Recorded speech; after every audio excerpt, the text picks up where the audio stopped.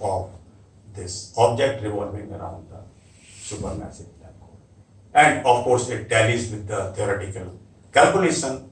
And I mean, she was really brave. And for almost more than 3 decades, she had the full title of a professor at Chicago University.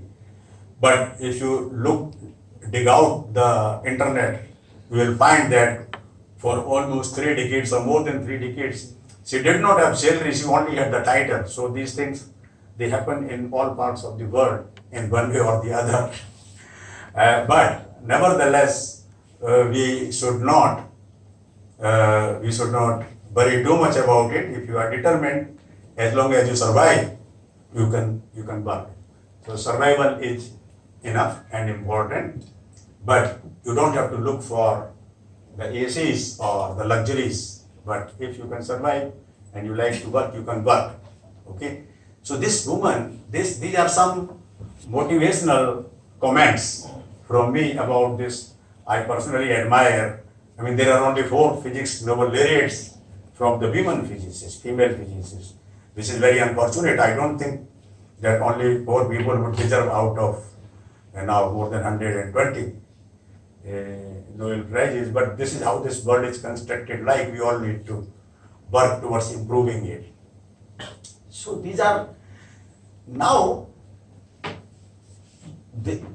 even though we have a very, very successful quantum theory, on the one hand, we have a very, very successful gravity theory. On the other hand, we still think about what we can do. So the very first important question is that of the question of singularities. Question of singularity, you see, if you run the universe backwards in time, then after 13.7 billion years, you hit upon a singularity called as the Big Bang. So just prior to that, shortly before that, the time scales, the length scales and the masses, energies, everything, it reaches something like Planckian. They are referred to as the Planckian scales. And the general relativity seems to break down just prior to hitting the Big Bang. So general relativity cannot explain all the way up to the Big Bang, but shortly before it. Okay.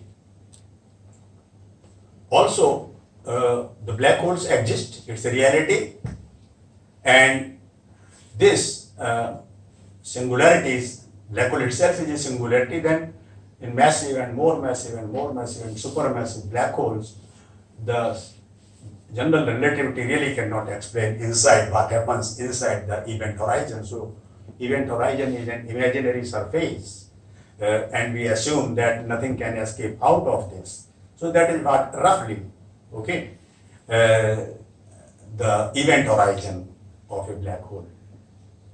Now, let me just, for illustration purposes, tell you the example of escape velocity and Earth.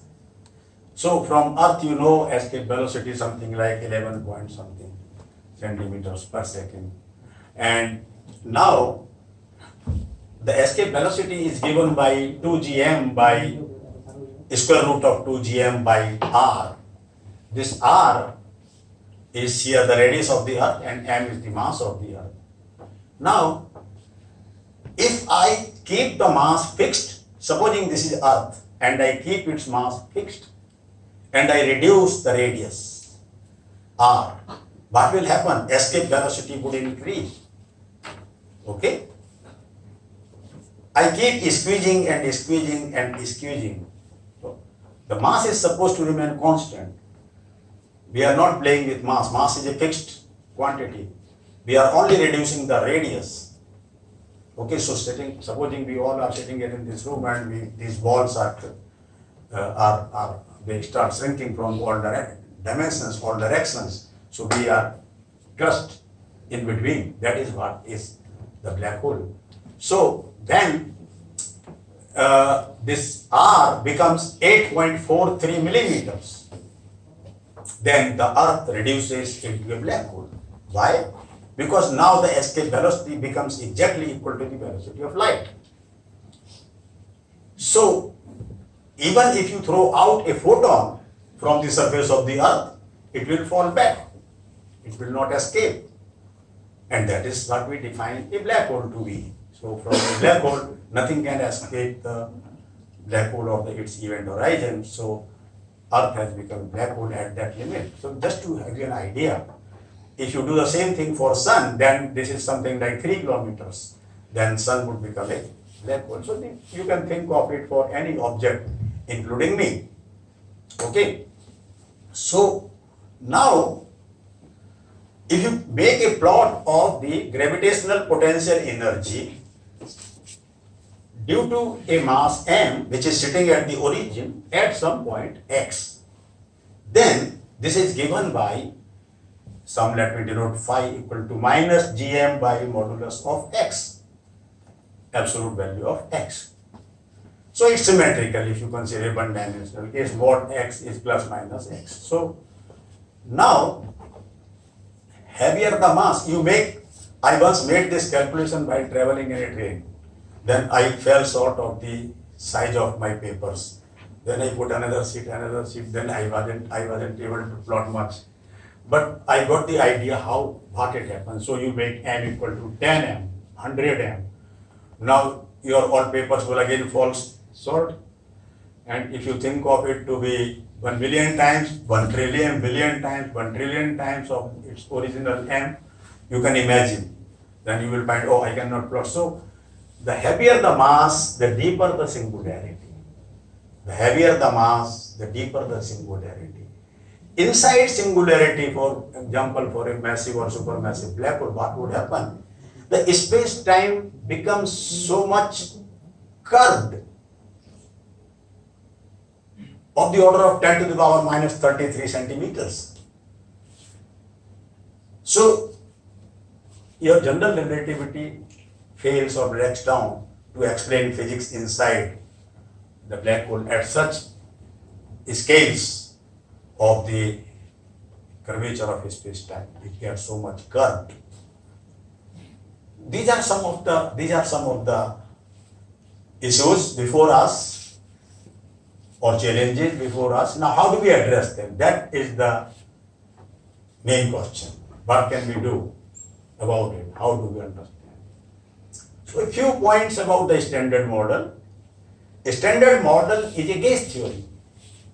So, a gauge theory, I understand Subhankar is maybe teaching gauge theories.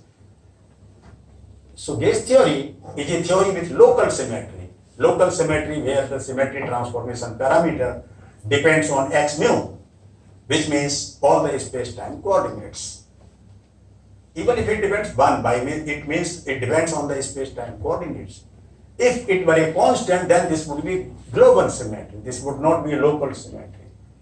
So the true gauge symmetry comes from the local symmetry, and the most obvious consequence of this symmetry is the electronic charge.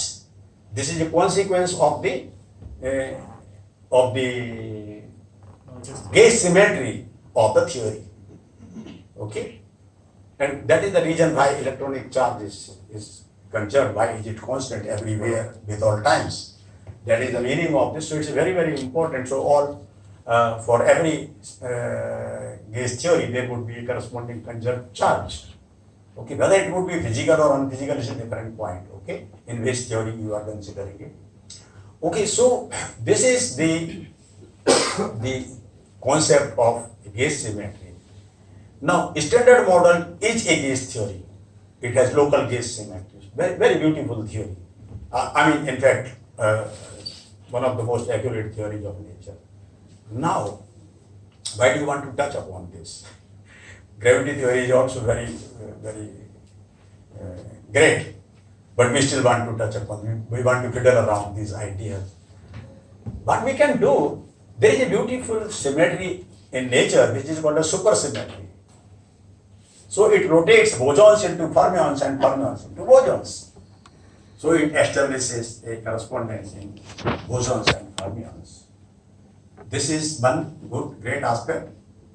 So what do we have in a supersymmetric field theory? What are the basic ingredients? How do we know the theory is supersymmetric field theory?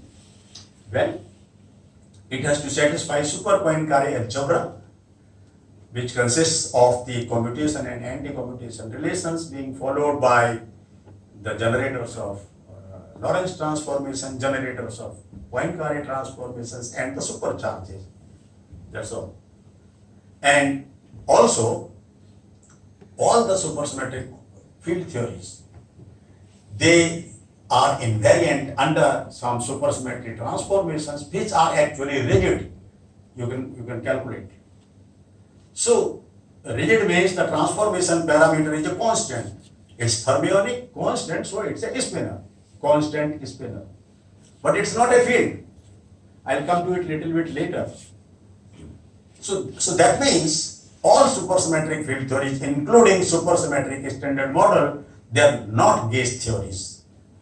They are theories with rigid supersymmetry. So, gauge symmetry has to be local symmetry. Rigid symmetry is where the transformation parameter is a constant. Whether it's bosonic or fermionic or what it is, it does not matter. In supersymmetric string theory, supersymmetric field theory, you would always be a Grassmann constant spinor. Okay. So these are some of the things. However, there are lots of beautiful outcomes of this symmetry, because as you increase the symmetry in your theory, the divergences reduce. So as an example, if you calculate this self-energy diagram of a Higgs boson, the unique Higgs that is referred to as the God particle in the media, so the unique Higgs. So it is propagating and it emits a W boson and it reabsorbs it at a later point of time. So that describes the self-energy of a Higgs.